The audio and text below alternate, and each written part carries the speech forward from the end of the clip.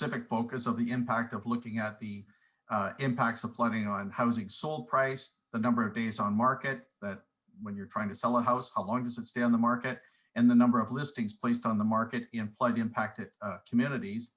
And also, do we see an impact on mortgage arrears? That's all kind of puts you in a bad mood, because I can tell you right now, the numbers are going to go in a negative direction. But we've also in Canada done an awful lot of work to develop guidelines and standards focused on mitigating flood risk. So that's the good news. And I'll profile what some of that work looks like and emphasize the fact that now what we need to focus on is distributing this information, operationalizing it, mobilizing it to prepare communities and homes for flood risks that, if otherwise left unattended, will be rather costly. So that's more or less where we're going to head. And let's start with the first point first, that climate change is real and irreversible. And if I could have the next slide, please. So the position that climate change is irreversible, and that attended to that the severity of weather will increase, associated with weather will increase. This is not just my cavalier opinion. This is an opinion expressed by several authoritative bodies, most notably just probably 2 months ago or something like that. The Intergovernmental Panel on Climate Change released this report, Climate Change 2021, the Physical Science Basis. And in that report, and this is authored by several hundred climate scientists from around the world, in that report, they state that, and I'll read the material on the screen, and it's in italics because I'm quoting directly from the report. They said, it is indisputable that human activities, which refers to the burning of fossil fuels, coal, oil, and natural gas, are causing climate change, making extreme climate events, including heat waves, heavy rainfall, and droughts, more frequent and severe. And the notable part of this quote is the term indisputable. There is no question about it that it is the burning of fossil fuels that is driving the climate change that we're observing. The average temperature on the planet over the course of the last 100 years is up about 1.1 to 1.2 degrees Celsius relative to pre-industrial times. At first, that might not sound like much, but when you consider the fact that the difference in temperature on the planet today versus an ice age is 5 or 6 degrees Celsius, being up 1.2 degrees Celsius over effectively the infinitesimally small period of time of 100 years, driven through the burning of fossil fuels, is a pretty big deal when you consider the difference in temperature on the planet today versus an ice age is 5 or 6 degrees Celsius. As a result of this elevated temperature, we're going to see more severe storms. There's more energy in the system with more heat, and amongst other things, warmer air carries more moisture, and when that moisture comes down in the form of precipitation, we have bigger rainfall events with more veracity attached to them. The upper report complements well a report released in 2019 called Canada's Changing Climate Report 2019, which was authored by about 8 or 10 climate scientists from Environment and Climate Change Canada, where in that report, they document that Canada's climate has warmed and will warm further in the future, driven by human influence, i.e. the burning of fossil fuels. This warming is effectively irreversible.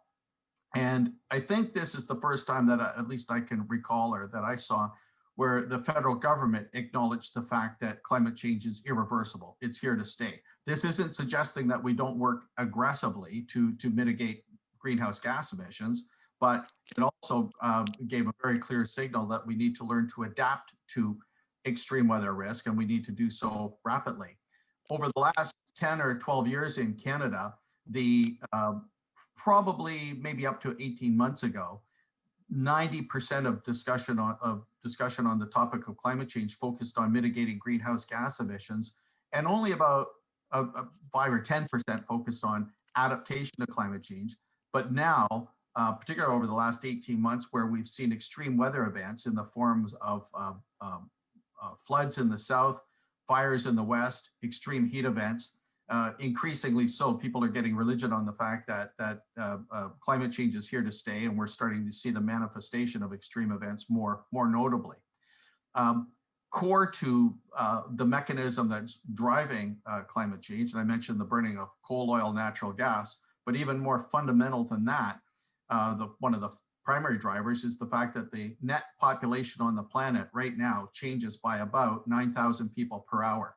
In other words, every single hour, if you subtract deaths from births, there are 9,000 more people on the planet right now. And that translates through to, if you do the math, about another 80 to 82 million people on the planet per year, new people, on top of the 7.9 billion people that we currently have, which means that by 2030-35, we'll have another 1.2 billion people on the planet on top of the 7.9 billion people we currently have. And just in case you're not depressed enough now, just to put those numbers in perspective, if you go back to the time of Christ, so 0, there were about 250 million people on the planet. Basically, it was empty. And it took from the time of Christ to 1930 to get to 2 billion people on the planet. So in 1930, there were 2 billion people on the planet. From 1930 till now, so more or less 90 years, we've added another 5.9 billion people to the planet. So in 90 years, we've added 2.5 times as many people to the planet as what previously took 2,000 years. And we're going to add another 1.2 billion people by 2030-35. And these are all people who have to be housed, clothed, educated, and demand energy. So therein lies one of the fundamental drivers of climate change. And also, and we don't have time to go into it, but now climate change is actually driving climate change through positive feedback loops, driven by the about a 40 to 45% loss of ice in the Arctic region over the last 45 years, due to the melting of permafrost, which release methane into the atmosphere, which is a potent greenhouse gas that causes warming. The more warming you get, the more permafrost that melts. And we've lost about 16 to 18% of algae in the surface layer of the ocean, which through a slightly longer explanation also affects climate change, driving climate change. So all of this is to point out and paint the picture of the formidability of the challenge that as much as we focus on mitigating greenhouse gas emissions, we really have to prepare for the extreme weather that is not just here now, but the more extreme weather that's coming for sure. Next slide, please. So what do the costs associated with climate change look like at the level of Canada? And probably the best way to document those costs numerically is through the data that you see on the screen. And what you're looking at here along the x-axis is time. So in 1983 in the lower left-hand corner, up to and including 2020. And the gray bars reflect the total amount of money paid out on an annual basis by the insurance industry for catastrophic loss insurable claims. And in insurance language, a catastrophic event is any event like a flood, fire, hailstorm, windstorm, whatever it might be. If it triggers more than $25 million in claims, that's called a catastrophic event. And then there are groups in Canada, like the Insurance Bureau of Canada and others, that tally up or add up these numbers on an annual basis and present them as you see on the chart. And by the way, all of this data has been corrected for inflation to 2020 dollars and for per capita wealth accumulation. In other words, if you were insuring twice as many homes today as you were 10 years ago, you would assume that if nothing was going on, your insurance claims would be twice as high. So that impact has been factored out of this data so that horizontally, we're looking at a comparison of apples to apples. And what's notable here is that from 1983 up to 2008, the insurance industry could count on paying out between about $250 to $450 million per year in insurance claims. But everything started to change from 2009 onwards, whereby for 11 out of the last 12 years, and shortly it's going to be 12 out of the last 13 years, the catastrophic loss claims have gone over $1 billion per year, every year for 11 out of the last 12 years, for an average cost of about $1.8 billion. And I just saw some preliminary data the other day, the 2021 data, even if nothing happened between now and the end of the year, it's going to be a great big healthy gray bar on the right-hand side of this chart of stuff still going in the wrong direction. The factor that's driving most of the upward bend in this curve is too much water in the wrong place, flooding. Flooding is the #1 cost of climate change in Canada. of an extreme weather event, and in particular, residential basement flooding. Residential basement flooding is the #1 cost of climate change in Canada today. And just on the upper left-hand corner of the slide, a few more statistics. As a result of the phenomena shown on the graph, annual home insurance premiums over the last 5 to 6 years have increased by about 20 to 25%. Over 50 to 60% of that increase is due to water in basements. There's an increase in the percentage of homes across the country that are now proving to be uninsurable. Literally Halifax to Victoria, increasingly so. We have people when their insurance comes up for renewal on their house, if they've made water claims and or if they happen to be in an area that's deemed at high risk, very often they're finding themselves uninsurable, their home. It's still insurable for theft and fire, but not for water in basements.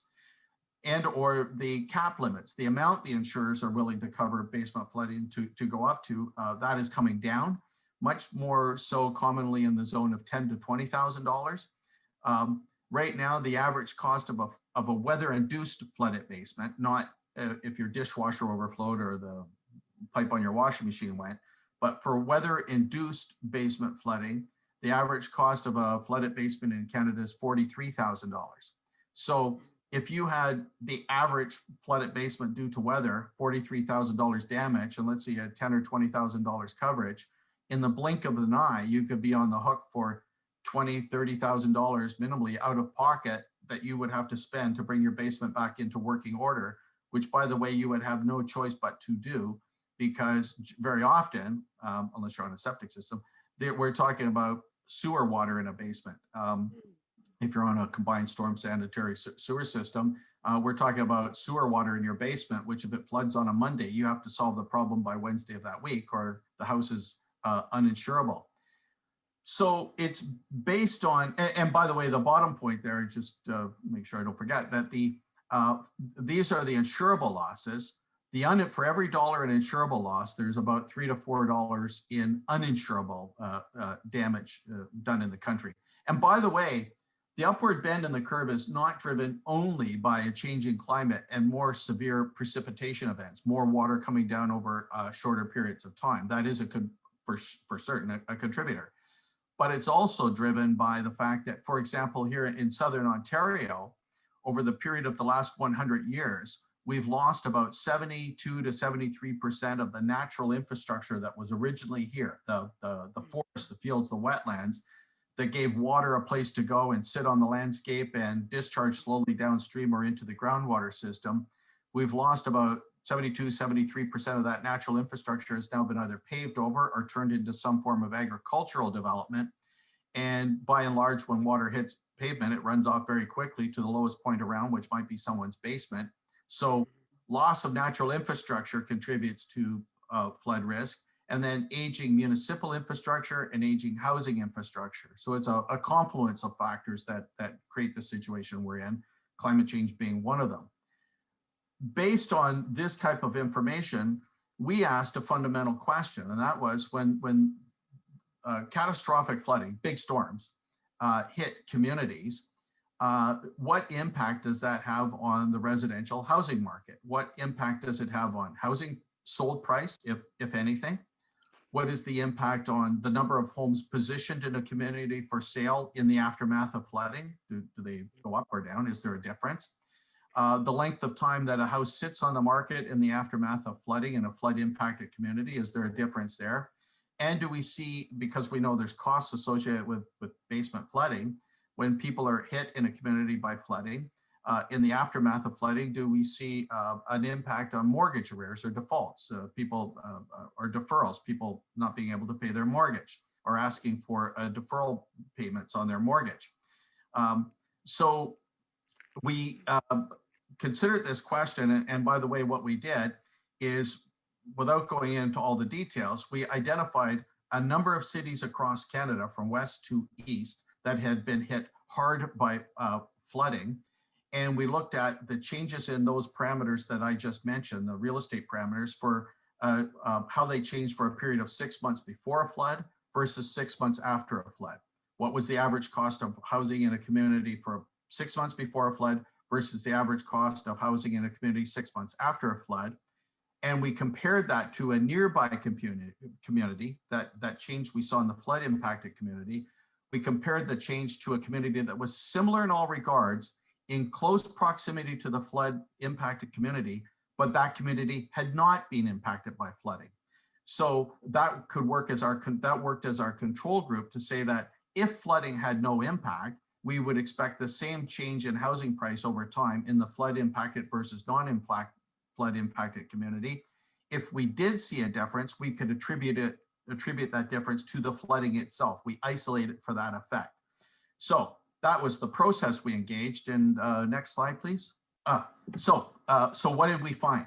And this will all be in the report that we release in about 5 or 6 weeks.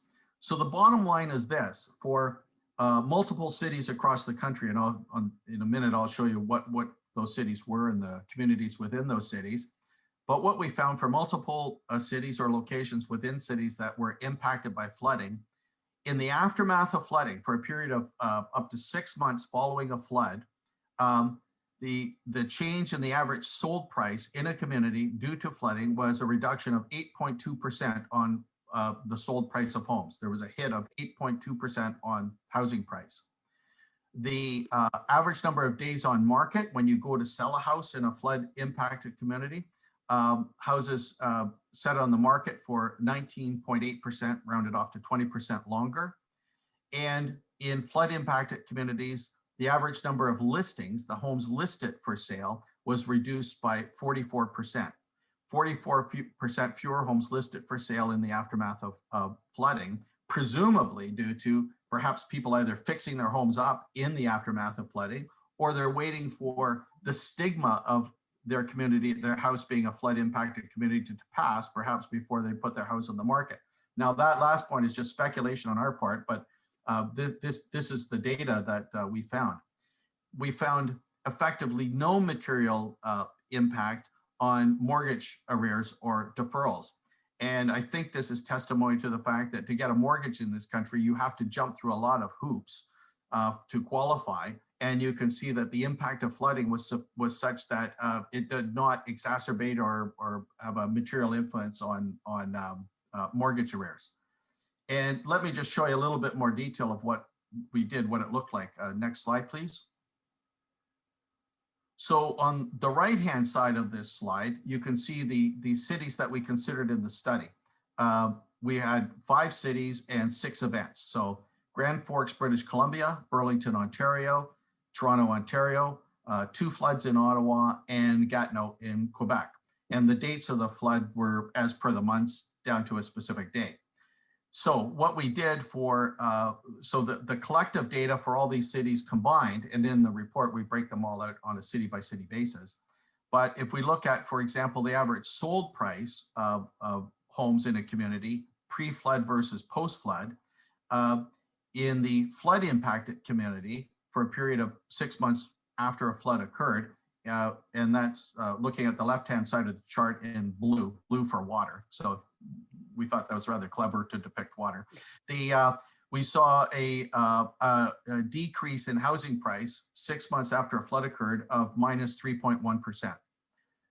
When we compare that to the community very close by, the same in all regards except not hit by flooding, over exactly the same period of time, houses in that community increased in sold price by 5.1%. The delta, the difference between the two, is the combined number of 8.2%. There's overall an 8.2% loss in housing price could be attributed to flooding that otherwise you would have realized the upside for. So and then we did exactly the same kind of analysis for the number of days on market and the number of houses listed on the market and mortgage arrears on a city by city basis. But I highlight this point because this is the one that Canadians are going to zero in on. This will be the front page of the report on business section of the Globe and Mail when we release this report. By the way, that I'm not exaggerating that. We've already set that up with them. Anyhow, those are the financial costs. But again, it's not just financial costs associated with flooding of residential housing. There's also psychosocial or mental health costs. And one of the things we did, and if you've ever talked to anybody who experienced a flooded basement, they by and large, they're pretty animated and disturbed by having gone through the event of realizing a basement full of water. But what we wanted to know was there really mental health stress associated with this long term? So we went to a community, Burlington, Ontario, just a little bit west of Toronto, that in August of 2014, they experienced a major flood. 3,300 homes were flooded out in Burlington, which relative to the population of Burlington, that's a lot of homes. And due to a flood event catalyzed by about 190 millimeters of rain coming down over a 6 to 8 hour period. So it affected 3,300 homes being flooded, including the mayor's home, Rick Goldring, who had lived there for 30 years, never seen a drop of water in his basement. Now he had 5 feet of water in his basement. We went back to Burlington 3 years after that event occurred, not 3 weeks, not 3 months, but 3 years later.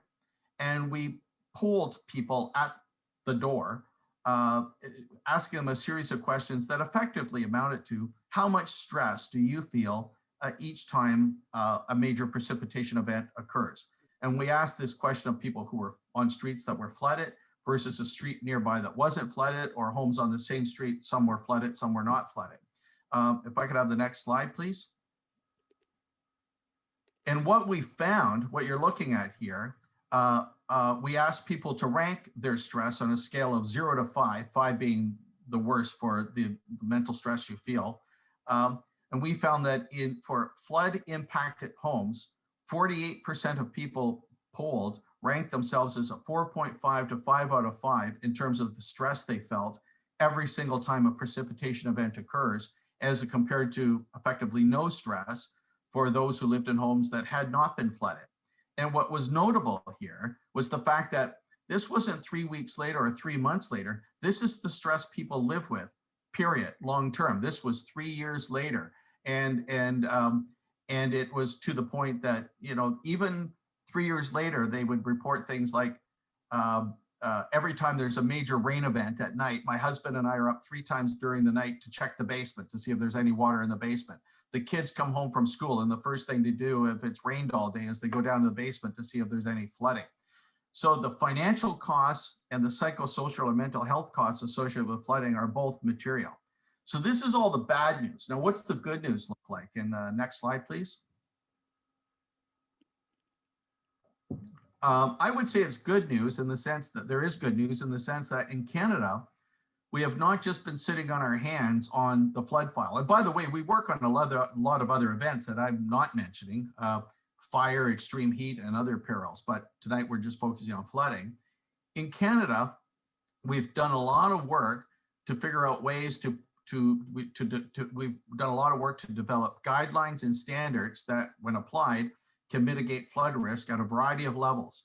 In the upper left-hand corner, we have a standard and a guideline to mitigate risk at the level of the home. What can you do around the outside of the property and in the basement itself to lower the probability that you end up with a flooded basement, which I'll describe in a minute. But, and by the way, every report you see here benefited from the contributions of about probably 60 to 80 people who were experts in some area of flood. Builders, developers, insurance people, legal people, conservation authorities, various NGOs of multitudes of types. A lot of people contributed to this stuff, led by the way, the Standards Council of Canada, the National Research Council, Canadian Standards Association, and quite frankly, the Intact Center right in the middle of it. So, so when you see these reports, each one of which is maybe 60 to 80 pages in length, but has an upfront 3-page executive summary that tells you 90% of what you need to know. They were well informed by a lot of people who understand these topics. The lower left-hand corner, we have good guidance on how to build new residential communities going forward, such that when the big storms hit, they don't all flood out. For existing communities, we have good guidance on how to mitigate flood risk for existing communities. For commercial real estate, office towers, condo towers, and so forth, we have good guidance on how to lower the probability that underground parking lots will flood, or if they do, how do you minimize damage to the telecommunications, electrical systems in the facility? What can we do to retain and restore natural infrastructure in the country to mitigate flood risk. And by the way, sequester carbon, support biodiversity, minimize the discharge of pollutants in throughout ecosystems, and support aesthetics. And in about 3 weeks from now, we're launching a new coastline resiliency standard for Canada's east and west coast that address means to how we're going to address going forward as a country, sea level rise, storm surge, and king tides hitting simultaneously on the Atlantic and the Pacific coast. That only leaves, by the way, one area that we haven't considered, and that'll be done, I think, within 2 years, and that is a shoreline resiliency standard for the Great Lakes. That's another kettle of fish. And by the way, all these reports are available if you go to the Intact Center on Climate Adaptation, and you'll see a button that says, I think it's Resources and Reports. All of these are listed there, and they're all free, and you can download anything you want. And by the way, we took the key findings from these reports and put them all into one central report under one umbrella that's sort of one-stop shopping on best practices to mitigate flood risk. I spent a lot of time with ministers, deputy ministers, mayors, councillors, you name it, across the country. And you can't walk in and give them 12 reports or 10 reports, whatever. So what we produced one report that gives the core message on how to mitigate flood risk all in one place. Now, when we were writing the housing report, one of the things we did, the one in the upper left-hand corner, we went into about 700 homes across Canada in New Brunswick, Quebec, Ontario, and Saskatchewan. And we looked around the outside of properties and into the basement itself. We spent about an hour to 3 hours per home documenting anything at all that might contribute in terms of the characteristics around the outside of the property and the basement itself to exacerbate flood risk. And if I could have the next slide, please.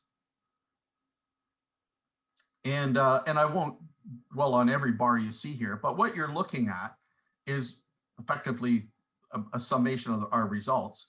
The green bars document things around the outside of the property of the house, aspects around the outside of the property of the house that could contribute to flooding.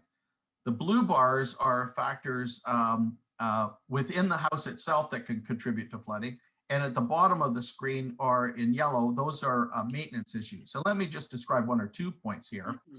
And it's actually, quite frankly, I was flabbergasted when we got these results to find out how often there were very simple things wrong with homes en masse that could be easily corrected that would limit the probability that someone's basement floods. For example, on the top green bar, the downspouts that come down the side of your house from the east trough system and to discharge water, 78% of the time, they dump the water within 2 meters of the foundation of the house, and generally speaking, a lot closer. That water builds up along the wall of the house, percolates down the wall into the weeping tile system and effectively back into the basement. We found that we found that around 69% of homes in the second green bar down, 69% of homes we examined, say 70%, have somewhere around the house that the grading directs water towards the house versus away from the house. 70% of homes have somewhere around the house where the water is directed towards the house versus away. Sump pump discharges. Many people have a sump pump in their basement to pump water out of a well in the basement outside in the event that water might enter into the basement. 68% of the time, sump pumps discharge water right at the wall of the house, at the foundation of the house. The water, again, percolates down the wall, through the weeping tile system, into the basement, keeps the sump pump running all the time until it burns out. In blue, the top blue bar, no sump pump backup power. For homes that have sump pumps to pump water out during big storms, the time you need the sump pump to work is during the big storms. Very often when these storms occur, that's when the electricity goes out. So if you don't have backup battery supply or some other form of independent generation to run the pump during the big storms, it is of no value to you at the time you need it most. And let me just jump down to 1 or 2 here. On the bottom blue bar, this has nothing to do with climate, well, it does have something to do with climate change, but it's even independent of that. Believe it or not, we found that 35% of the homes we went into, for the little drain that's in the basement, that if your dishwasher overflowed or pipe broke in the house, water would drain out of the house. 35% of homes had that drain in the basement covered up, either tiled over or some other way occluded, such that if water built up in the basement, it had nowhere to go. That's not a climate change issue. That's just poor household management. And then some of you I'll just go to the top yellow bar. Some of you may be familiar with the fact that if you have where you have your drain in the basement and water goes out through a pipe into, if they're older homes, generally speaking, a combined storm and sanitary sewer system. This is if you're not if you're in a urban suburban community. Very often when big storms hit, water can surge up through that system and into your basement. So you put a little valve on that drain line in the basement that makes it such that water can flow out, but it can't flow back in. It can't flow up into the basement. But if you don't maintain what's called that device called the backwater valve, if you don't clean it twice a year in the spring and the fall, 85% of the time it will not seal properly and water will float up into your basement. So 53% of people reported that they never maintained the sub pump from one year to the next, which the backwater valve, which effectively means it's just a decoration in the basement. So next slide, please. As was already mentioned at the beginning of the talk, and in your community, you've distributed this material, but just for a few of you who have not seen it, we developed just a simple infographic to give people guidance on things they can do around their house along the top row for nothing, for free, that require very little expertise, that can lower the probability of having a flooded basement. The items in the second row, for those of you, again, who have never seen it, identify actions you can take around a house for less than $250 generally that will lower the probability of realizing flooding. And the bottom row are actions that you can take that are a little bit more than $250, but generally not very much, that people can put in place, again, to address flood risk. And they're as simple as, I won't go through them all, but on the top, and this is all on our website as well, under reports and resources. On the top, we show a picture of a sub pump. One of the things you want to do if you have a sub pump in your basement is every month or 2 months, test it to make sure it works. Dump a bucket of water in the sump well, see if it turns on and pumps water outside. If it does, you're in good shape. If not, if it doesn't turn on, if it's seized, you want to replace it. Most people find out that their sub pump doesn't work for the first time when they have 3 feet of sewer water in the basement. In the middle row, you can engage actions as simple as putting plastic covers over window wells for windows at grade level to make it such that when the big storms hit, the water doesn't fill the window well and subsequently flow into the basement. Or if you, the lower right-hand corner, if you do have a sub pump, put a battery backup supply system on the sub pump so that for sure it will run when the big storms hit. If the electricity goes out at the time you need it, it will be there. And it is almost all the actions outlined on this infographic can be operationalized by the average homeowner over a long weekend with no special expertise, and for generally speaking fewer than a couple of $100, which is a pretty good deal when you consider the fact that the average cost of a flooded basement is $43,000. This is the best investment in equity you can make, period. Warren Buffett would love this. Next slide, please. And we're almost done.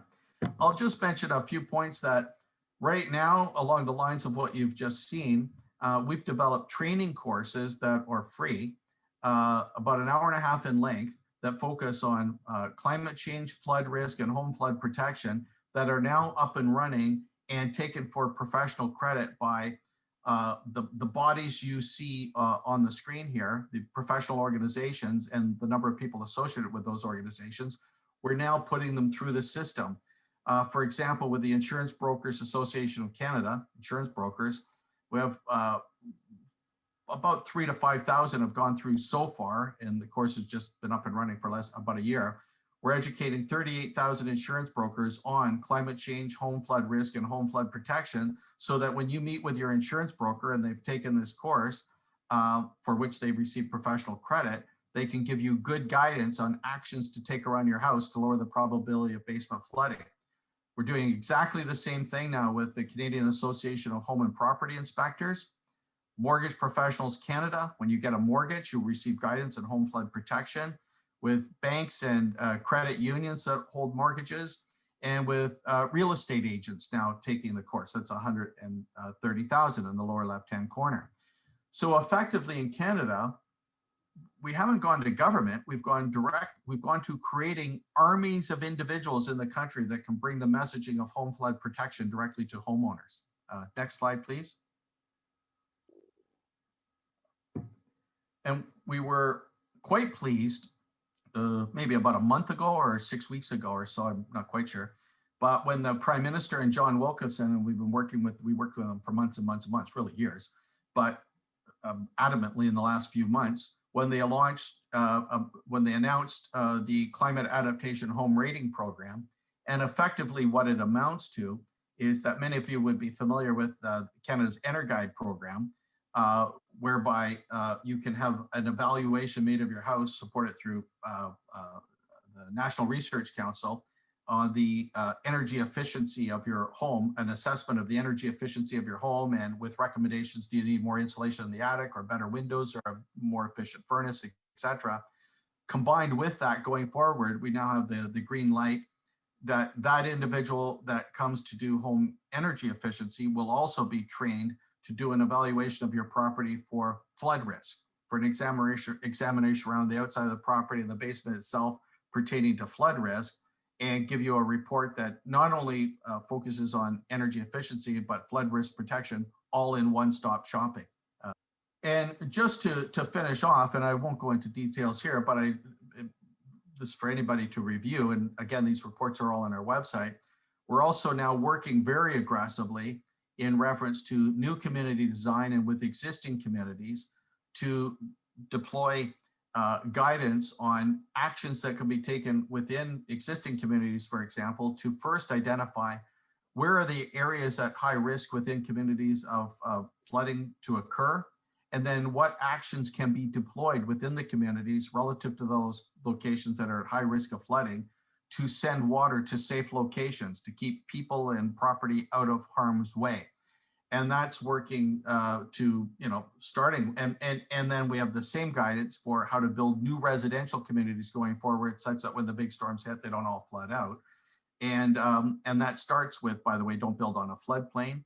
We're working aggressively on programs now to retain and restore natural infrastructure and to mitigate flood risk. And that works in combination with built infrastructure that can also be put in place to mitigate flood risk. And here I just sort of re-emphasize from the previous slide that we've done quite a bit of work to identify if you have natural infrastructure upstream of either in urban or suburban communities and big storms hit, through modeling that we've done with the Insurance Bureau of Canada, the International Institute for Sustainable Development, and the Prairie Climate Center, we have found that when the big storms hit, if you have natural infrastructure upstream versus completely built infrastructure, you can reduce the damage realized due to the floods by 29 to 38%, the financial costs associated with major flooding. In other words, retaining natural infrastructure and or restoring it has a material impact on lessening the costs associated with flooding. And this is a study we did to actually get a handle on what do those numbers look like. And it was in the zone of 30 to 40% savings if you have natural infrastructure upstream. It's a good thing to hold on to natural infrastructure. So what we're doing, particularly as you'll see when the report comes out on home flood costs, we're working aggressively across the country to distribute the 3 steps to home flood protection guideline that was mentioned in the introduction to myself. That's been distributed in your community. That's now being distributed, generally speaking, with property tax notices amongst other places across the country that in their property tax envelope, people have to open that. They can't dismiss it as junk mail. And in it, they receive guidance on the infographic on home flood protection. We have MPs, MPPs, councillors, et cetera, across the country, putting this guidance on home flood protection into the communiques and with their constituents. We have insurers, real estate agents under point 3, mortgage brokers, home inspectors, distributing information on home flood protection through to their clients or customers. We're working aggressively right now to bring the flood risk maps up to date in the country. And what under point 5, what now exists in the US is you can, for any address in the United States, you can type your address onto a little website, Flood Factor, and it will immediately show a score pertaining to your flood risk potential on a score of 0 to 10, 10 being the worst. That exists in the United States, and there's absolutely no reason why that can't come to Canada, so we're doing that. And then we're deeply engaged, matter of fact, I spent much of the afternoon on this point, in working to retain and restore natural infrastructure in urban, suburban, and rural landscapes across the country, again, to mitigate flood risk, but also to support carbon capture and sequestration and biodiversity. So thank you very much for your attention. Thanks so much, Blair. A little bit of a reality check. I'm wondering how many people put on their to-do list for tomorrow to go and check their downspouts and check out the sump pump. But we'll talk about that, I'm sure, during some of the questions later on. We're going to do questions for all the speakers afterwards, the two speakers, John and Blair. So we'll move on to John. Thanks so much, Blair. That was good practical information, and good to hear. I'd like to introduce our next speaker, who many of you will know. He's local to us, and he's a big lead around resilient sustainability and climate action. Dr. John Anderson, who is a retired marine scientist who's been living in Owen Sound, I think, for about 9 years, when he's not somewhere on his off-grid property up the French River, which sounds absolutely fantastic. His research career was in Newfoundland. Generally, he worked for Department of Fisheries and Oceans as a research scientist, and also was teaching at Memorial University. He's been researching local climate change and also co-produced the climate change film released a couple of years ago, Resilience Transforming Our Community, that continues to inspire individual and collective action. So it's a wonderful piece to have come from our local area. John serves as a scientific advisor on climate change to many community groups and businesses, the Gitawatt Alliance, municipalities and colleges and universities. And we've been lucky to have him at the table on a lot of our local climate action initiatives since he's been here in 2009. And John's going to bring us kind of close to home. I think he's been very interested in what's going on locally, and I understand we're going to hear about his research around the last 40 years and specifically around precipitation in the local area. So looking forward to hearing about that. Thanks, John. Over to you. Okay, thanks, Jenny, and thanks to everyone for joining us tonight. I think this is a great participation and really good information from Blair.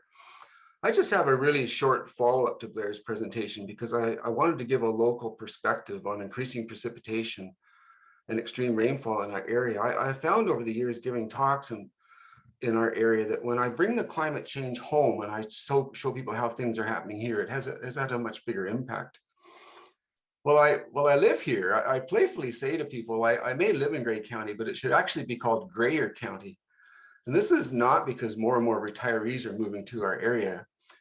No, it's because we're getting more and more rain as the decades march forward. And with more rain, we get ever grayer skies, hence Grayer County.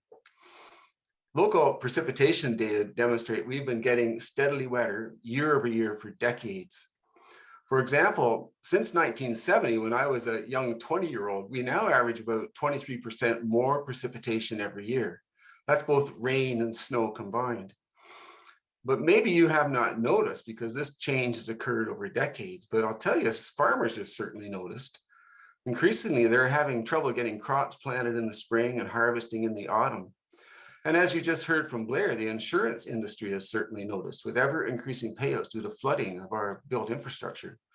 Flooding is now the #1 insurance claim in Canada. But increasing annual precipitation is not the real story that concerns scientists and those people that insure you. It's the increasing variability in precipitation and the increase in extreme events.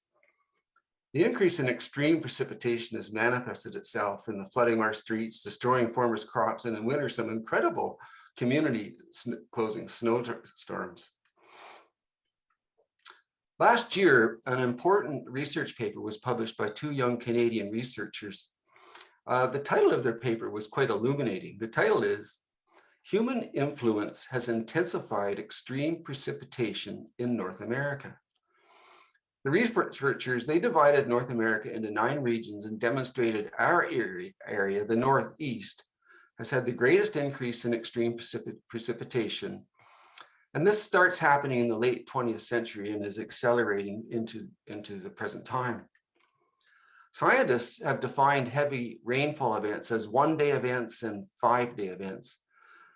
They say one-day events are important for flash flooding and infrastructure design, while 5-day events are more relevant to large-scale river flooding, when rivers overflow their banks and water sweeps across our landscape.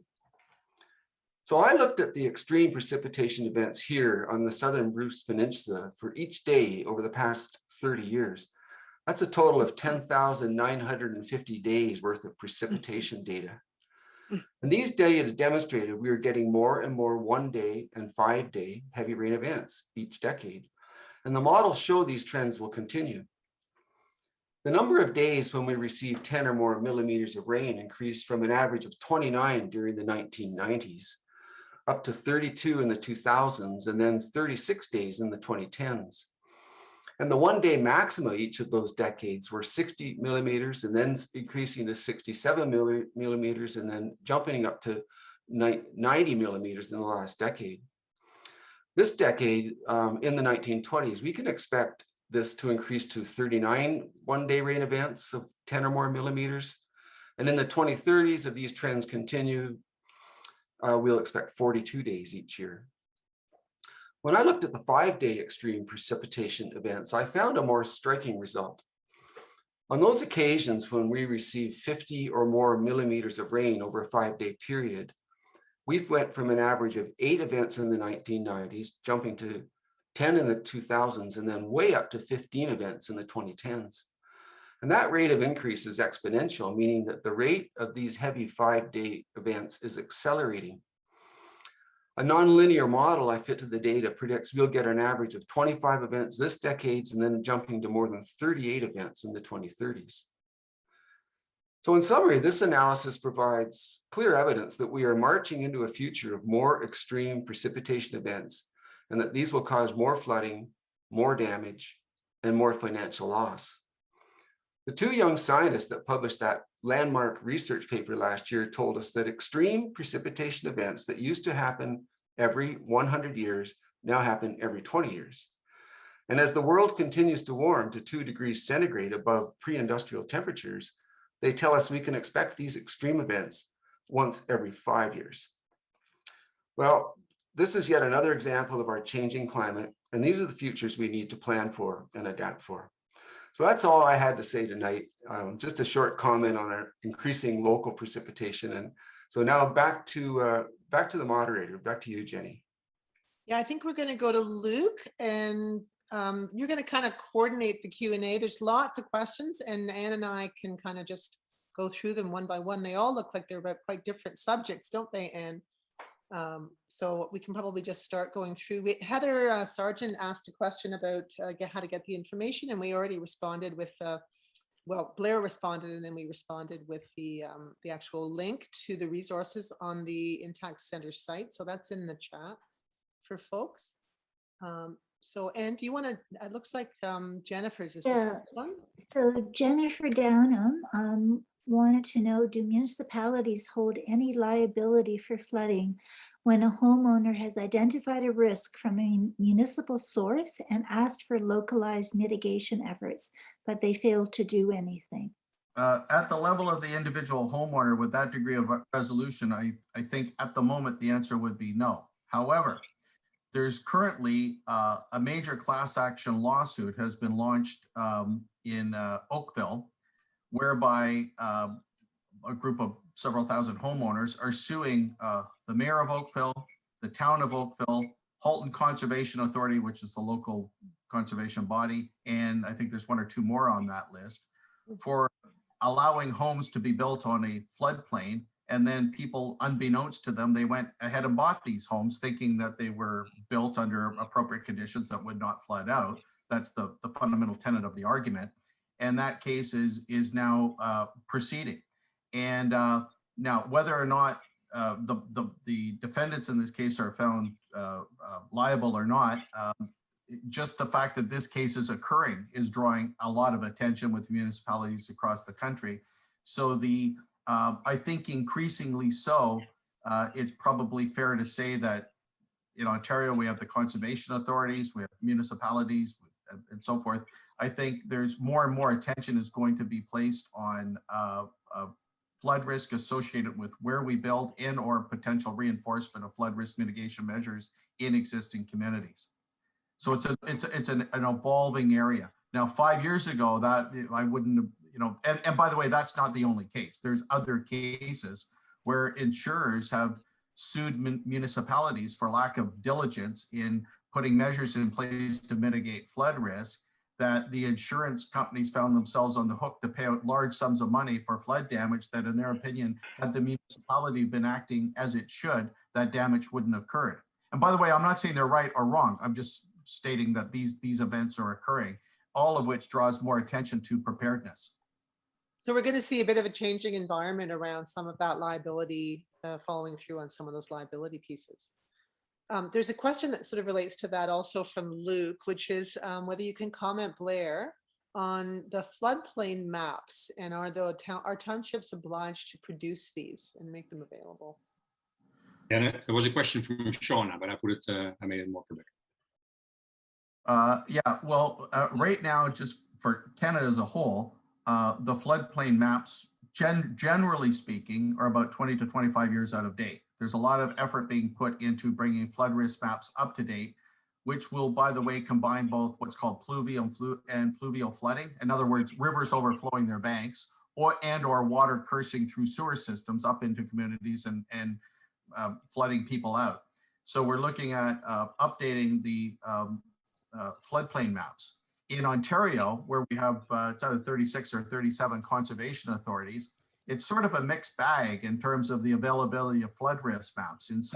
With some conservation authorities, you can walk in, or maybe it's virtually walk in now, and get access to flood risk maps fairly readily. And in other ones, it's quite difficult. And I'm not saying that's deliberately limiting people in their access to flood maps. They may, in some localities or with some conservation authorities, just feel the maps are so out of date, they don't feel comfortable sharing them. So it's quite a mixed bag right now in terms of your ability to gain access to the flood risk maps. But one point to point out, by the way, is that and John alluded to this in his remarks as well, if you're in a recognized floodplain, even if it's an older floodplain map, should you pay attention to that? The answer is yes, for sure. That should give you a heightened sense of, gee whiz, I better put measures in place to protect myself to the degree that's within my power. But don't think that just because you're not in a flood zone, even if the map was totally up to date, that you cannot be flooded. For example, in my talk, I mentioned that there were 3,300 homes flooded in Burlington during a one-day event. About 85% of those homes that flooded would never show up on a flood risk map. As a general rule, because now what we're getting is these microburst storms that John referenced, more water coming down over shorter periods of time, that it's almost no matter where you are, perhaps with the exception of a mountaintop or something, but wherever your home is in a community, if you get 120 millimeters of rain over a 5-hour period, you want to have flood preparedness in place, independent of whether or not you're inside or outside relative to a flood risk map. I once gave a talk, it sounds like name dropping, but what the heck, with Calderon, the former president of Mexico, and he had a very good line. He said, if you own a home somewhere where it rains, you should prepare for flooding. Yeah, sorry. So Blair, given what you just said, are the guidelines on limiting flood risk being sufficiently accessed and sought out by communities, municipalities, and homeowners? In my opinion, as you might guess, not to the degree that should be happening, but they're increasingly so. There are drivers in place to push this stuff forward. For example, in communities and at the level of the individual house, if you put measures in place consistent with the direction that we've just described in the talk, you can realize, for example, a reduction of 5 to 15% in your insurance premium. Or it may be the difference between retaining insurance on your house versus not being able to get insurance for flood coverage. And I can tell you for sure, even at the larger level of the municipal insurers are looking at risk-adjusted insurance premiums for municipalities that put measures in place to mitigate flood risk at the level of the community itself. Going forward, I think what we're going to see, this is something I'm pursuing with a couple of the big banks right now, is that for homes and communities that have flood risk mitigation measures in place, for those homes, when you go to get a mortgage, can we get a few basis points shaved off the cost of a mortgage, because then the probability of flooding occurring is lower and the loan to value ratio relative to getting a mortgage is maintained. Home appraisers, we work a lot with the Appraisal Institute of Canada. I might have the title slightly, but in terms of home appraisals, increasingly so, you're going to see flood risk factored into home appraisals. And I also think it's not going to be that long, and by that long, I don't know the date, but let's say within 5 to 10 years, that when you look at real estate listings for homes, and you look at all the little boxes filled out about characteristics about a home you might purchase, you know, and we now have walking scores associated with communities. One way or another, I think we're going to see a flood risk score on these listings in the not too distant future. And I believe that'll be another catalyst, that when you're going to buy a home, which for most people is your biggest investment in life, and it's probably your retirement fund, you will pay attention to, by the way, this house just ranked poorly relative to flood risk, or maybe being positive, it ranked very, very well. So from a multitude of perspectives, awareness on this issue will be forthcoming. And by the way, when we talk about Public Safety Canada, just before the talk started, we were talking a little bit about disaster flood assistance relief, DFAA, disaster financial assistance arrangements, which is for, in the colloquial, it refers to bailout money that can come to communities that experience excessive extreme events, in this case flooding, beyond a certain level. They're eligible for DFAA payouts, which is money, bailout money that comes from Public Safety Canada. But a little while ago, meaning a year and a half ago, our group, we did a ranking of the flood preparedness of the largest 16 cities in Canada. I gave them a score from an A- to a B+ to a C, whatever it might be, relative to a bunch of measures. One of the things that people responded to, these are flood risk experts in communities, they said, one of the reasons they don't bring the flood risk maps up to date is because if they do bring them up to date and then have a major flood and a bunch of damage occurs and they hadn't put the measures in place to mitigate the flood risk, they weren't eligible for DFAA assistance. But if they didn't bring the flood risk up to date, they could claim that they simply didn't know, and therefore they were now eligible for the bailout money. So the mechanism is basically, the incentive is backwards. It should be that to be eligible, you should have to have the update flood risk maps, and then hopefully demonstrate that you made some effort to mitigate the flood risk. Yep, thanks. By the way, you can't blame me, I didn't know. I don't think that's very fair. It seems backwards. Following on the same vein with the flood protection measures, why aren't these flood protection measures incorporated into building codes, or are they in some cases? With new development, it sounds like they may be. Yeah, they're coming along now. So the building codes, we have the national building codes, we have a national building code, and then it's up to the provinces to embrace the building code, which most of the time they will. So we've only done the research in the last few years to really identify the mechanisms to put in place to mitigate the risk. So it's basically working its way through the system. Is it working fast enough? I think the answer is no, but at least it is being worked into the system. And also, though, I do find that, you know, with builders, developers, increasingly so, they are asking questions about, how do I build a community or, you know, assemblage of homes in a manner that the probability of flooding being problematic is lower. So it is coming along. And by the way, depending on the province you're in Ontario, the conservation authorities have a lot of authority over where you can build and not build relative to flood risk. But that only exists in Ontario. Once you're outside, all the other provinces in Canada, they defer to the discretion of the municipalities as to where they're going to let people build or not. So if a municipality recognizes that somewhere over here, to your right is a floodplain. The province defers the authority as to build on that floodplain or not to the municipality. And by the way, there are still a lot of people in this country who are not convinced climate change is real, never mind human induced. And they will say, you know what, I've lived here for 30 years. I've never seen water in that area. Your modelers are telling me that that's a floodplain. They don't realize that the weather of the past is not a good predictor of the weather of the future, and they might allow for building to occur there. And by the way, they're not completely irrational. I understand their argument in the sense that they'll say, and we want the property tax revenue base that comes from that development that allows us to build a new arena or whatever it might be. That there's merit to that. But I understand that for many, many people, they lived in an area for 30 or 40 years, never seen flooding in a particular region. And then these people come along, these modelers, and say, oh, by the way, that now is subject to flooding going forward. They'll look at it and go, well, they think they have 5 heads. And so it is hard for a lot of people to think that the dynamic of the weather has actually changed. But you have to remember, we have changed the chemistry of the atmosphere. When you change the chemistry of the atmosphere, the weather is going to change. Right. And John did a very nice job, by the way, illustrating that locally, documenting that locally. Right, this one actually, Blair, is coming from me. You talked a lot about protecting natural infrastructure. And when you talk about it, you talk mostly about wetlands. And I wondered whether you are also including woodlands and meadows in that.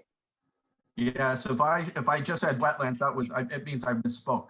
We're really talking forests, fields, and wetlands. We're talking ecosystems, retaining ecosystems in place, all of which are, sponges, if you will, to retain water on the landscape and allow it to discharge slowly into the groundwater system or subsequently downstream. So it's the collective of the ecosystem and the watershed that we should be preserving. And sometimes I slip and say wetlands. Thank you. This is a fairly long question from Mike Myatt, who's one of our local vice deputy mayors, and it relates to the rising Georgian Bay Lake Huron lake levels and some of the up and down that we've seen, and particularly in 2019 when there was disastrous high lake levels. So the question relates to the credibility of what is published by the U.S. Army Corps of Engineers that Mike follows quite closely, it sounds like. And it's really around what are the U.S. Army Corps is talking about data which says that the lake levels are going to continue to go up and up and up. So you can see it there. It's quite a long question, but there was a workshop that was attended by Mike which spoke about the prediction of continuation of rising lake levels year over year for the next 5 to 10 years. So do you have comments about the U.S. Army Corps of Engineers data and any thoughts about the Lake Huron lake levels? And John Anderson may want to weigh in on this. Wade in, he says, which is quite an appropriate use of the word wade. So maybe Blair first, and then John might want to add something. Yeah, I certainly wouldn't question the credibility of the U.S. Army Corps of Engineers. And I would lay substantial credit to their credibility, if you will. And I also think, going forward, yes, we are going to see, and I say all the models, not just U.S. Army Corps of Engineers, talks about higher lake levels going forward. This is why, and I've already talked to the Standards Council of Canada on this. This is, I can tell you for sure, we're going to create a standard for the Great Lakes relative to shoreline resiliency standard. Like that is going to happen. I can tell you for sure, because we're going to do it. And and I mean, the dynamic of water control in the Great Lakes is pretty problematic. For example, just a little bit more downstream, if you talk about Lake Ontario, if Lake Ontario, people say sometimes, well, the lake level is too high in Lake Ontario, let some more water out through the Saunders Dam downstream. When you do that, you've got to remember that, I don't know the exact time frame, but if you release 1 inch of water out of the Great Lakes through the Saunders Dam at the east end of Lake Ontario over a short period of time, that results in about 8 to 9 inches of elevation down in the Montreal area. So, you might solve the problem for Lake Ontario, but you create a heck of a problem for Montreal. So, so I'll leave it there and let John comment. Well, yeah, I just follow up on Blair. The Army Corps of the data are good. We all use it. The governments use it, and it's quite reliable. As far as the most recent predictions, I was just reading that today. A friend of mine works for Sutherland Construction. They now have one crew full time on lakeshore maintenance, lakeshore infrastructure, rebuilding, and then prevention as they go forward. And so he's quite interested in the Great Lakes. We're down a little bit in Michigan here in this year, and so the trend is down. And the current modeling data is saying that the lake level will continue to decline until 2030, and then we're going to hit a new minima.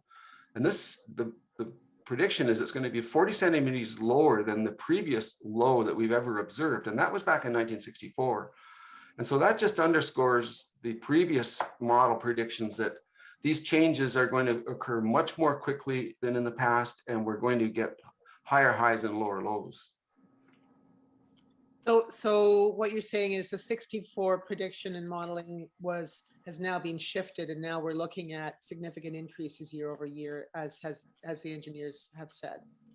Well, what I'm saying, Jenny, is the U.S. Army Corps of Data. I was just looking at this today, so the numbers are fresh. We've had three minimum periods in the past. One was 1929, one was 1964, and the most recent was 2013. And of those three minima, the lowest was 1964. And so reference to that, the next one's going to be 40 centimeters lower. So we're going to set a new record in 2030 based on the modeling. And I could follow up just briefly on Blair. Blair would know much more than this than I do, but these ideas that you can control the lake levels, like you can make the low levels higher and the high levels lower, is extremely limited. The data clearly show that high and low lake levels occur primarily because of the precipitation and runoff within the watershed itself. And so unless you're controlling all those rivers and all those creeks and all those aspects of water coming into your the Great Lakes from the watershed, you have very little control over these highs and these lows. But people will get upset because they've built near the shore. One of the prime recommendations I've read for going forward in terms of adaptation is giving up these areas that are at high prone risk and just giving them back to the wetlands and the natural infrastructure that Blair talks about. And that will really minimize our insurance costs and damage in the future. Yeah, in one of the statements I put in my, the session I attended 18 months ago was, lake levels were going to climb pretty rapidly over the next, 5+ years. And October data, with Army Corps of Engineers, it's down 13 inches between, the same month, October 2020 to October 2021. The Lake Huron is down 13 inches. And I guess my question, Blair and John, you get to these workshops and you look at the modeling and the data, and I believe in science and I believe in scientists. And I just sometimes you hear, I just heard a 40 centimeter drop by 2030, John, and that's new information for me. So I guess my comment is that you tend to hear different sets of data from workshop to workshop, it almost seems. So that's just a comment, really. Whether there's any right or wrong here, the information varies, I find. So just a comment.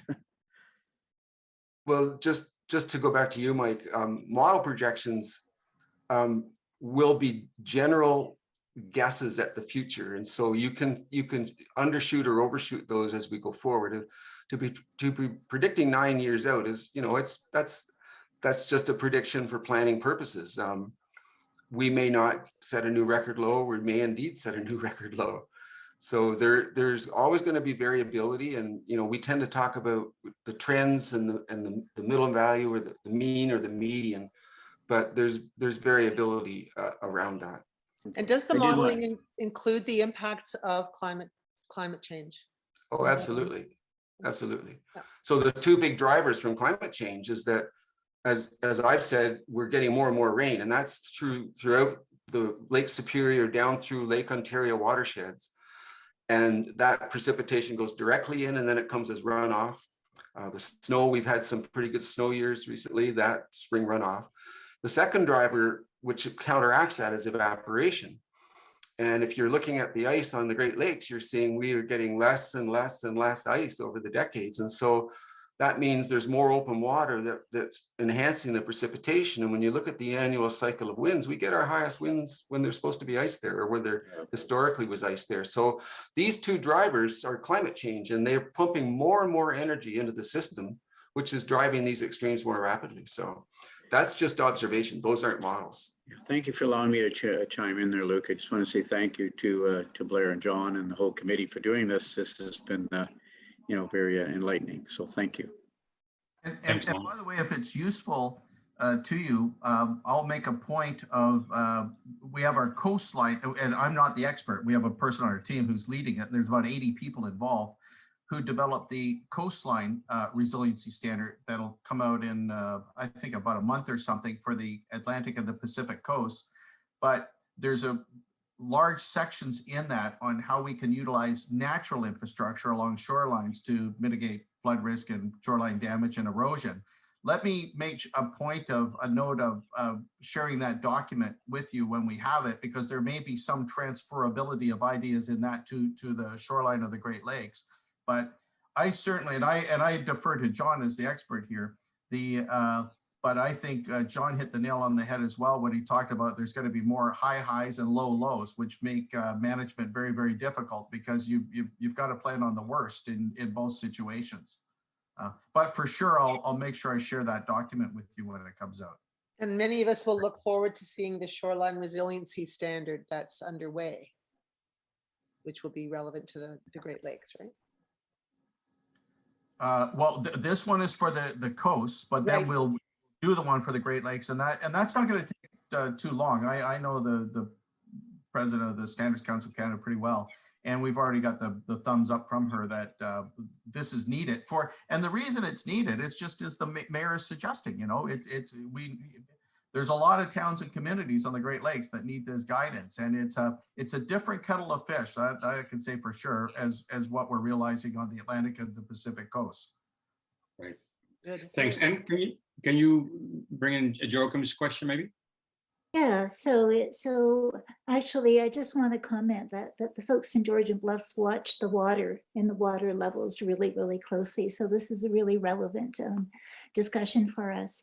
So Joachim has a question that some municipalities, including Owen Sound, have developed corporate climate adaptation plans, which only include corporate infrastructure. Should we not develop a municipal adaptation plan, which includes corporate as well as citizen infrastructure, as they both intersect in flood prevention and mitigation? Well, my answer to that question is yes, for sure. I think it's both working in combination. I think it's an astute question that makes sense. Yeah. Yeah, and by the way, that's why we work so much with the insurance brokers, real estate agents, home appraisers, mortgage providers, and so forth. I think sometimes too often on the climate file, you read the newspapers and so it's like the onus is always on government to solve the problem. And I think, it's perfectly fine. Government has a major role to play federally, provincially, municipally. But also that doesn't negate that individuals have a responsibility to move the file forward. Corporations have a responsibility. I spend a huge amount of my time now also with institutional investors, the major pension plans that invest money in infrastructure and builds, and the need for them and the means for them to incorporate physical climate risk into investment decision making when you're building roads, when you're building bridges, when you're building communities.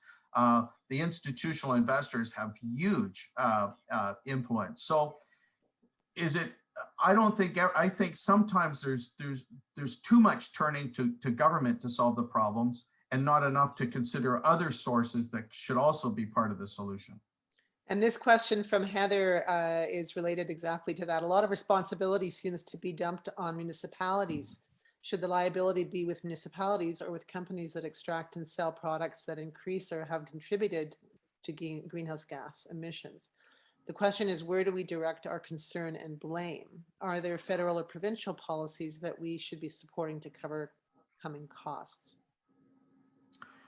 Well, I mean, right now there is a monumental movement. You almost can't pick up the Globe and Mail on a daily basis without finding something about, the investment industry moving through transition risk and jettisoning companies in portfolios that are major contributors to greenhouse gas emissions. The major pension fund case, for example, in Quebec, just the other day, divested all investments in Suncor, for example. And that's one strategy to drive the behavior to mitigate carbon footprint. But then there's an equally valid argument the other way. I work with other pension funds who say, no, we want to maintain our investment position with some of these extractive, for example, companies in the oil, gas, petroleum sector, because we can have an influence on them mitigating their footprint to a greater degree if we're invested in them versus if we're not, through shareholder resolutions. And their argument is, if we sell that stock, somebody else is going to buy it, and maybe someone else is going to buy it and it's going to have a less positive influence. And by the way, I'm not saying, my personal view is both strategies have merit, but every major pension fund, I think there's like 19,000 pension plans in Canada or something, whatever the number was, I heard the other day. And but when you go to OMERS, Teachers, CASE, HOOP, Canada Pension Plan, right down the line, boy, oh boy, it's ESG is the term that's become very popular lately, environmental social governance. And 30 years ago, it was called sustainable development. Now it's called ESG. But it's really taken off ESG in terms of incorporation into investment decision-making. And right now on the climate file, I can tell you for sure, like guaranteed, because I'm rather deeply involved in it, the focus is on transition risk, i.e. Mitigating carbon footprint or the influence of corporate activities on carbon footprint, not very much on the incorporation of physical climate risk into investment decision-making. And that's the part of this equation that we're addressing, is the incorporation of physical climate risk. And if I'm not speaking too much, maybe I could just end with, or add one more point here. My personal view is that when we think about climate change, we should think about climate change as sitting on the platform of a three-legged stool.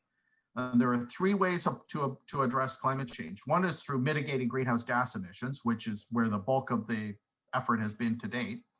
Number two is adapting to extreme weather risks, the floods, fires, drought, hail, wind, snowstorm, sea level rise, permafrost loss, etc.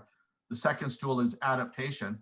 The third stool that we don't hear nearly enough about, but we really have to double down on, is carbon capture and sequestration, is actually getting carbon out of the atmosphere.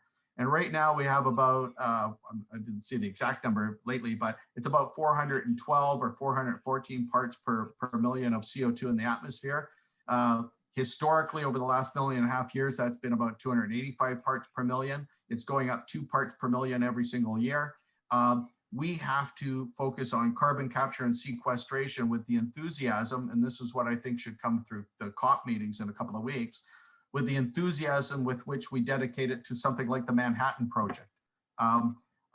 We have to address mitigation, adaptation, carbon capture and sequestration. We have to do all three simultaneously, and if we don't do it well, that stool will collapse, period. I really like your three-legged stool analogy, Blair. I just made a note and drew a picture. I think it's a terrific one. Thank you. Thank you very much for that. So question from Barry and Deb Randall: how much can greening our urban environments reduce the flood risk? Green roofs, rain gardens, natural swales, etc. Well, it's a perfectly legitimate, good question. I can tell you through the operationalization of those types of measures within urban or suburban environments, if I had to guess, and there's variance attached to this, but I think we'd be in the zone of about 20 to 40% reduction in costs associated with flooding, somewhere in that zone. And that's based on various aspects of research that have engaged in this question.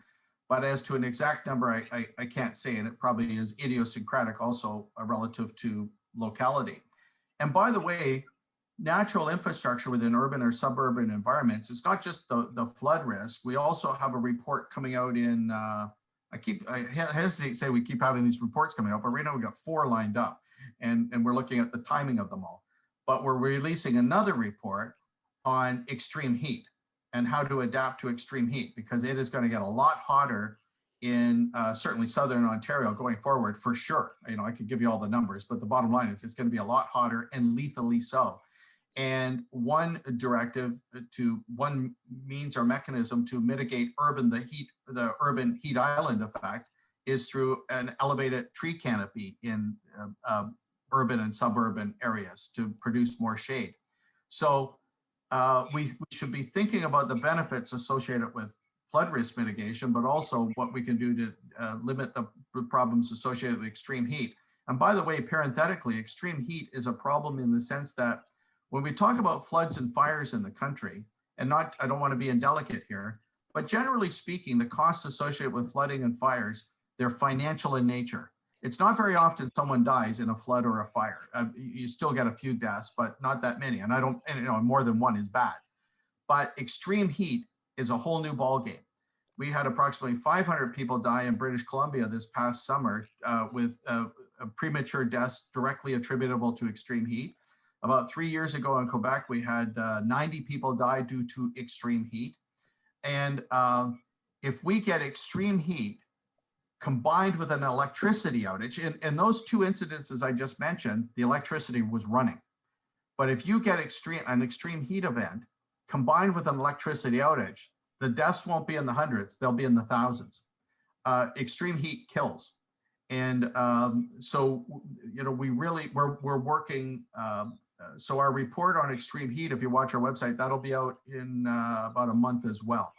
And we can address extreme heat, by the way, through behavioral modification, through time of work of day, and through programs set up to check on vulnerable people in the population that live alone and perhaps elderly in the back of a rooming house, or who's watching them during an extreme heat event to make sure they're okay. We have directives pertaining to infrastructure for high-rise towers to make sure that in apartment buildings, we have backup generation to run elevators and keep minimal service going during a heat event. And then we have urban infrastructure modifications towards white roofs, some more tree canopy and so forth. And all of this is in this extreme heat report that about, I think it was over 80 people contributed to this, subject matter experts in all different areas. Sorry to wander off onto extreme heat there, but I just thought I'd mention it. So this is a comment or question and comment from Stuart James Burgess, and it has to do with the rerouting of water and converting what was a lot of wet swamplands on the peninsula into first grazing land and now croplands. And so his comments are that it's been changed over the last 100 years, and now the main highway goes through the center, and it's moved now from cattle. And now there were drainage systems for cash crops. And there's a question around, this ends up in the bay eventually. Is this a bad development, this rerouting of water and converting a swamp into cropland? I'll defer to John. He knows the local geography better than I do.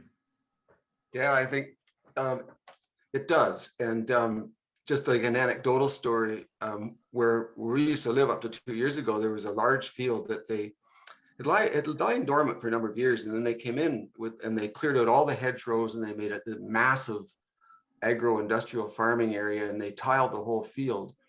And a friend of mine out there, he was maintaining the houses so this is up on the cliff down near the lakeshore, and it just, the next year it led to a large amount of flooding in that area and a lot of silt from all the soil coming out, and that was directly a result of tiling the field. And a lot of farmers are tiling because of the very fact that we're getting more rain.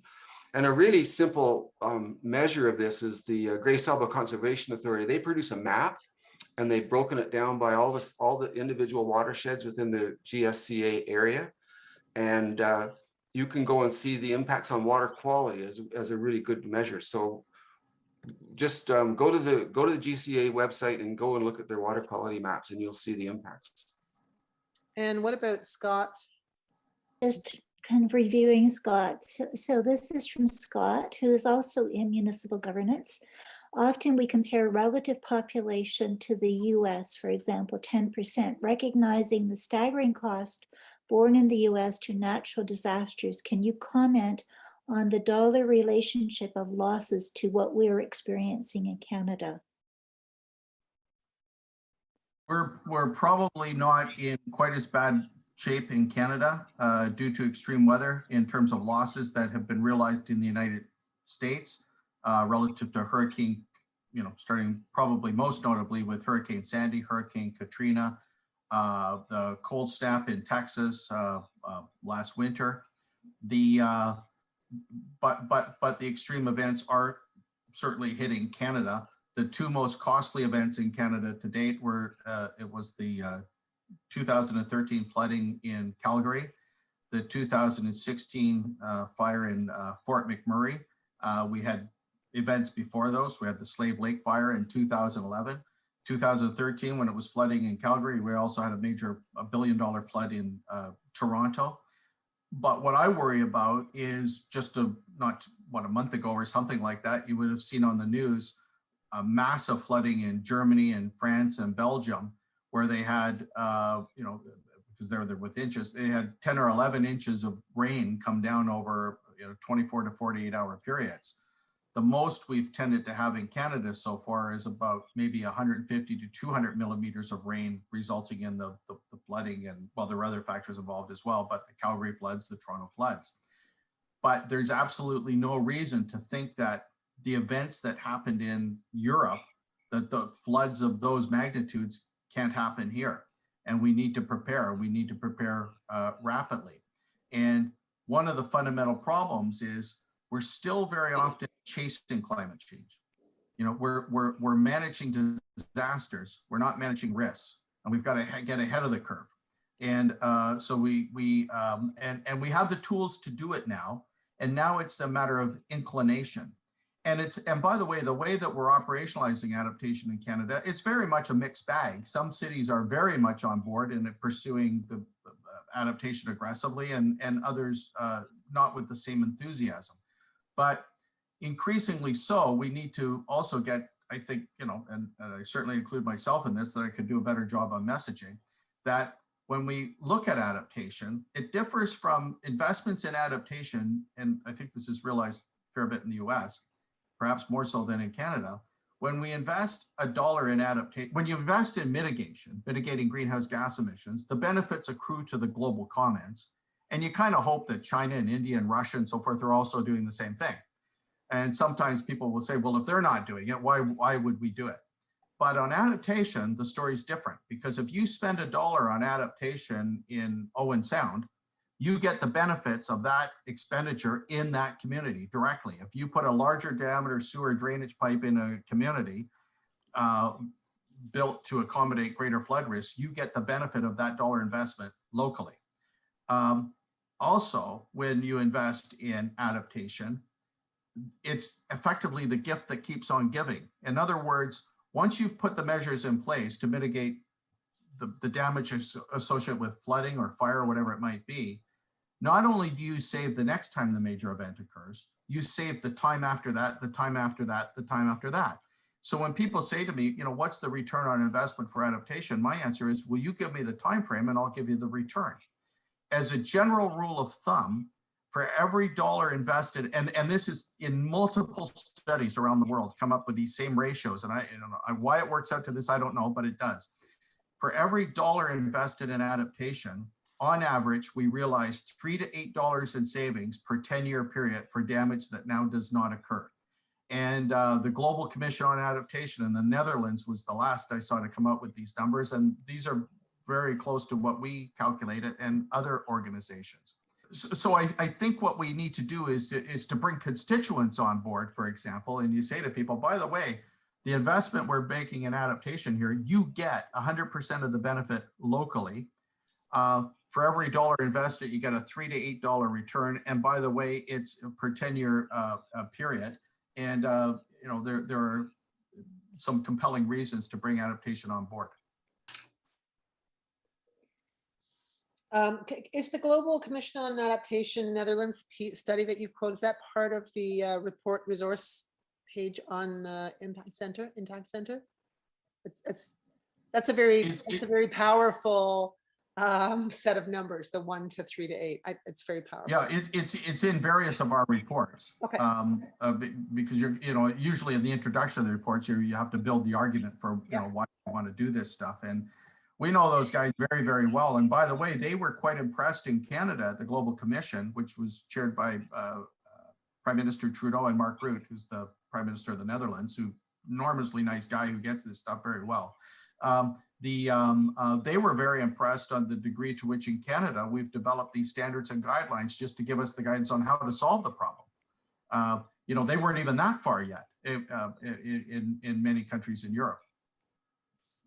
Okay, very interesting. The question from Anne, again, back to the shoreline conversation. Can maintaining natural infrastructure on shorelines help to deal with rising and lowering of water levels?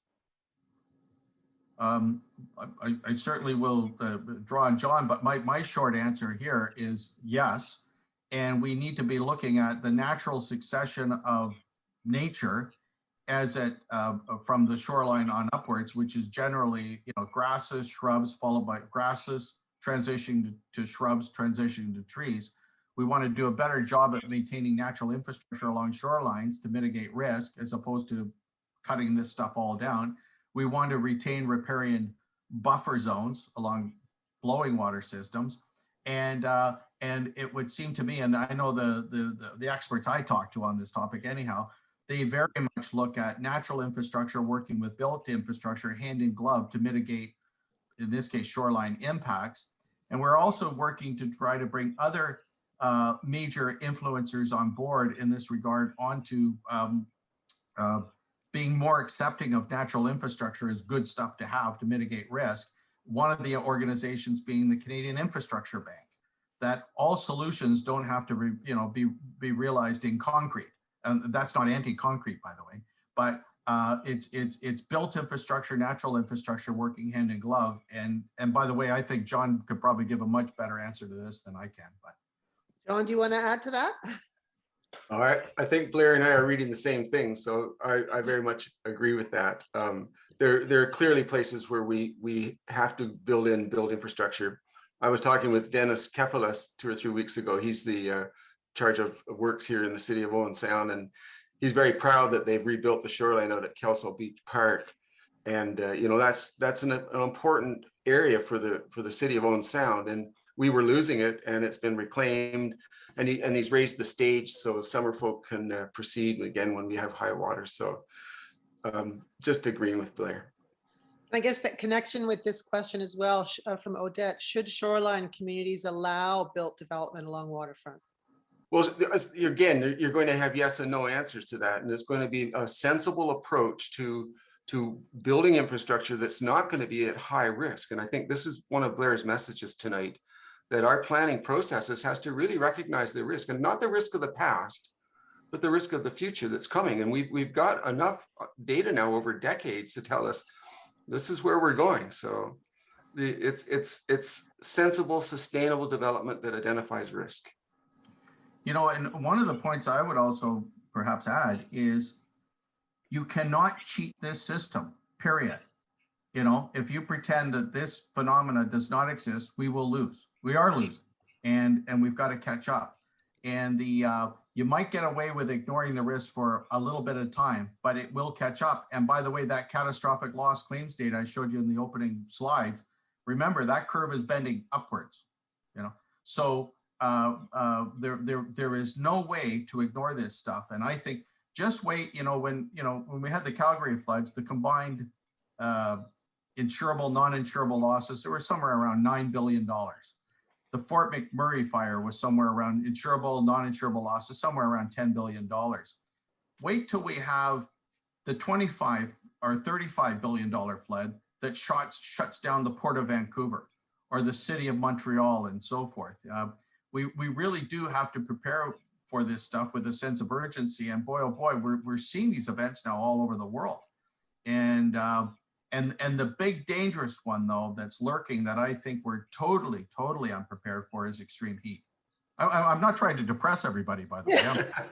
No, it's very nice. Maybe maybe we do on that note, Blair. I mean, there was a not a depression, but there was also a nice question from Joachim about how do you feed how do you personally keep it going, and how do you feed your hope and your enthusiasm when you deal with this kind of slightly depressing data. And that's maybe a nice question to end with before we move. Maybe both to Blair and to you, John. Well, for me, anyhow, personally, I don't spend 30 seconds on defeatism. The cards that are on cards that you're dealt are the cards you're dealt. Period. So the question is, what do we do? With the risk that's on the ground right now, and not trying is not an option. I don't spend 10 seconds on that. And sometimes, matter of fact, next week I have to do something with CPAC and the journalists in the country, and how they present messaging on climate change and so forth. And might that turn people off if you're too blatant in how you present things, or if you sugarcoat it too much, maybe that doesn't motivate people enough.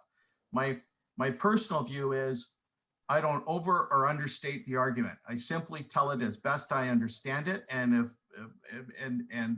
without making it worse or better than the reality of the situation as I understand it.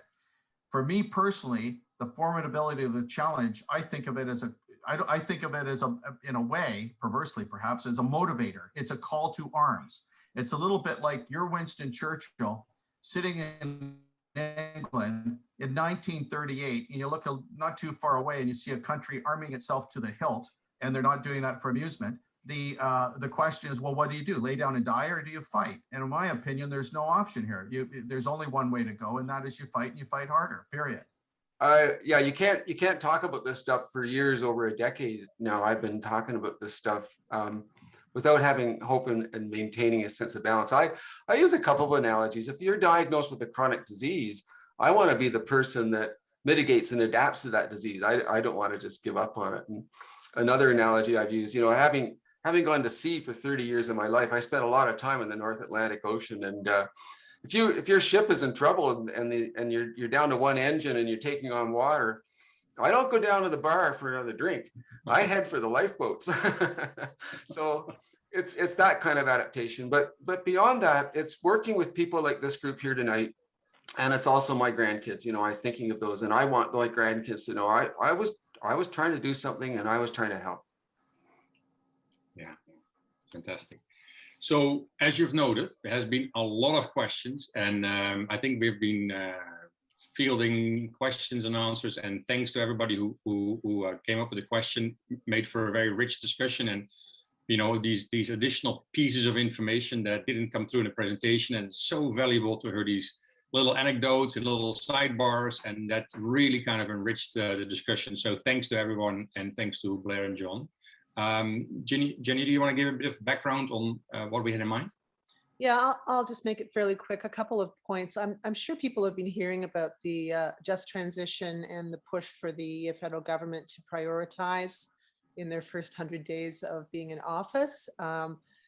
Just transition, which includes not only legislation to build a low carbon economy, but it also includes sort of the social, economic, environmental policies that need to go along with that. So there's a lot of action going on with that right now, and I would really ask people to look at some of the material that is available under Just Transition. I can share the links, and also consider sending a letter to Justin, to our Prime Minister, which identifies that they need to be thinking of legislation, just transition legislation, which would include specifically moving to low carbon economy and all the elements that relate to that. So I will put the some of the information about that in a link about how you can take that action to write a letter or ask for this to take top priority. And the second piece, which I'll also put links in, is that tomorrow night, the Climate Forum is hosting, the local Climate Forum is hosting a session on just transition at 7 p.m. That's October 21st tomorrow. So I will put the Facebook registration links also in the chat, and I would really encourage people to take part in that, because this is really how we can have some impact at a federal level, and also think about what in our community, what do we need to have happening with regard to, you know, jobs and employment and a green economy and all those pieces. So it's an opportunity and a time for us to take some individual action around this that can have a higher level impact. So just to bring that forward, and I'll put some links in the chat. Okay, final piece then. Again, thanks for that, Jenny. Danuta, can I hand it over to you for some of the closing remarks?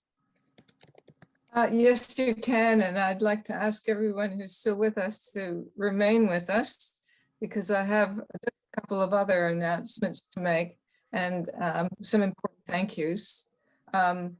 Thank you very much, Dr. Blair Feltmate, for what I very engaging and convincing presentation and participating in this wonderful discussion that we've just had. So I think I really am happy that I've been able to bring you in as a speaker. And again, thank you so much for that. And thank you to Dr. John Anderson for providing additional perspective and contributing to the conversation as well. And I want to thank everyone who's here, who joined us tonight, and for making this happen, for helping us bring these conversations forward. I'd like to make a special thank you towards those who chose to pay for their tickets, because that was an option which will enable us to bring further events forward, because we are needing to generate funds in order to do that. Georgian Bluffs Climate Action Team is not funded, and so our volunteer members have been working hard to bring relevant events out for the community. That is what we want to do. So on behalf of Georgian Bluffs Climate Action Team and everyone who's listening, thank you to our speakers, Dr. Feltmate and Dr. Anderson. Two announcements I have to make. Jenny already made the third for me, so about the Just Transition forum tomorrow night. These links are all going to be in the chat. Our Grey Bruce Climate Action Team normally meets monthly, unless we're doing an event like tonight, on the third Mondays of the month. So our next meeting is on November 15th at 7 p.m. If anyone listening is interested in joining us, just email the email, which will be in the chat, a2gbcat@bmts.com. And it was in your invitation as well, to receive the Zoom link to join us, to find out more about what we're doing as a local group. And we are launching, one of the things we are planning to do, this is my final announcement, is to launch a virtual book club, and is going to be coming very soon. And it's another idea to reach people that would be interested in participating in a group that can read a series of, we're calling it 4 Books to Heal the World. And so there's been four pivotal books have been chosen by a group of us, and we are planning to run a Zoom group that will we will be able to use breakout rooms so that smaller groups of people can discuss the reading that they've been doing. So it's going to have a start date and an end date, a 4-month period to read the 4 books, as most book clubs operate. So watch our email, or email us for information about that. We will also be emailing out the information about that when we're ready to launch, and it'll be within the next week. So that's all I have to say, and thank you again, everybody. Thanks, Danuta, and again, thanks everybody for joining, and particular thanks to our presenters, and we hope to see you soon on a next event. So until then. Thank you very much. Yeah, thank